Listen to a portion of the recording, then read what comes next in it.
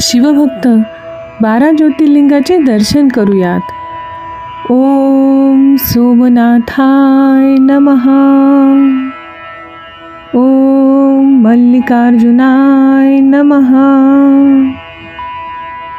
ओम महाकालेश्वराय नमः। ओम ओंकारेश्वराय नमः।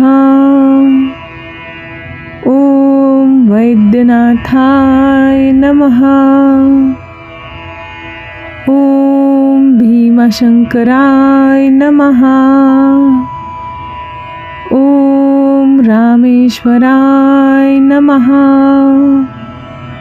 ओम नागेश्वराय नमः। ओम विश्वनाथाय नमः।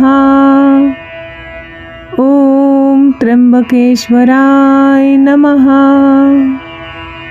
ओम केदारनाथाय नमः।